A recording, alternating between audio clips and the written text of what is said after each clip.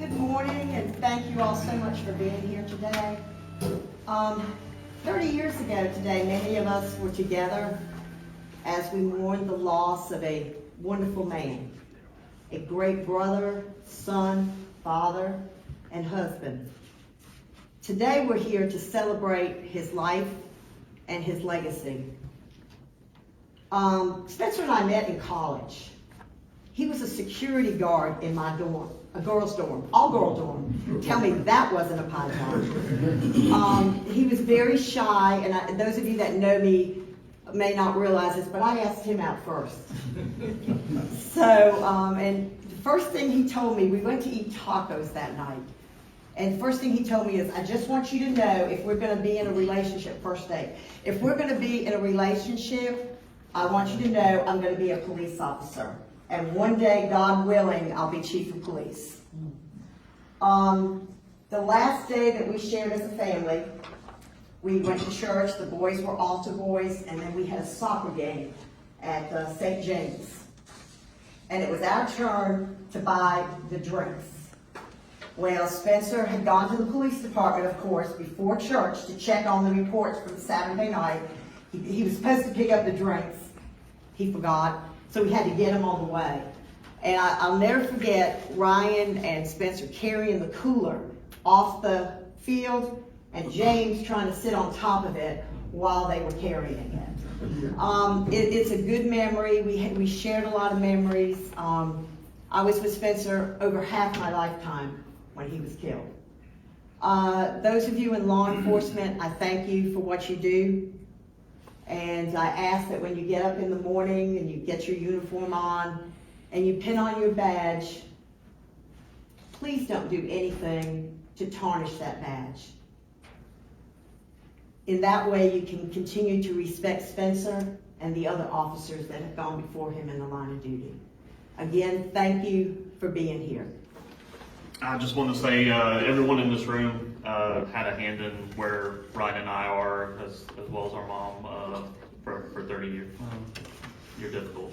30 years, you guys had a hand in raising us and helping guide us on a good path. So we do appreciate you taking time out of your day today and then, having us in your life. So we appreciate it. Yeah, thanks for being here. I'm not going to get up.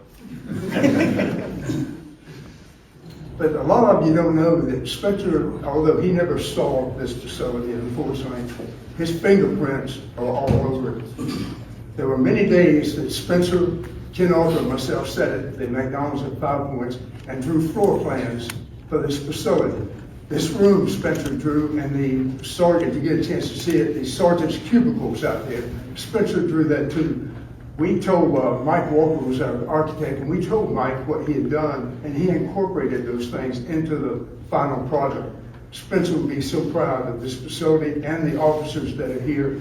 He wanted a professional law enforcement department. He wanted them to have the professional equipment, the cars, and he wanted national accreditation, which we got years later. And he just wanted a highly trained law enforcement agency with the equipment and the conduct. And I can tell you that he has that today. Thank you, Chief. Sally. Very well. But the two characteristics that stand the most in my mind, family and police. He was a policeman always. From the day I met him, I can remember going to that dorm where he was a security guard and being told by my sister, don't embarrass my boyfriend, please. Okay? So, but Spence and I had a great relationship. We did things together. We often talked about at one time going into business together and stuff like that. Unfortunately, his life was cut short.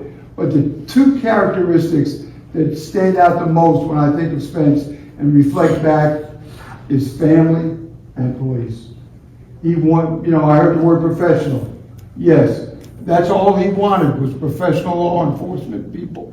He wanted the respect of the community. He was involved in the community. The thing that I remember about those horrible days was people coming up to me and saying, your brother-in-law did this for me, your brother-in-law did that for me. And when I would ask my sister, she would say, I didn't know he did that. He did stuff under the radar. He was not egotistical. He was not somebody who wanted the front, that wanted the press. He wanted people, he was kind, and he loved this community so much. And combining those things, I think about his last day. He was eating dinner with the family, and he left there on his way to a soccer game. I believe it was a sporting event. It was a soccer. I know he's going to an event for the school, just so he could be there in the community and be a positive light in the community. And that's the way I want to remember him. Thank you. For me, I was a young deputy that night that this happened. I was on duty. I was in Pawleys Island, and they've heard this story before. But I can I can still remember sights and sounds and smells from that night, and it has never, it will always have an impact on me. It was very tough. It was a long night, and it was a horrible, tragic incident. And even though I didn't work for the Georgetown Police Department, and I was not a chief, and I was, but I was in law enforcement, and I didn't know Spencer at the time. I knew of him. I don't know if I ever even met him to shake his hand at the time, because I was young. But I'm forever connected to him because of what we both do and what we went through to get to this point. And it seems like this yesterday. Seems like I closed my eyes and here we are 30 years later. So,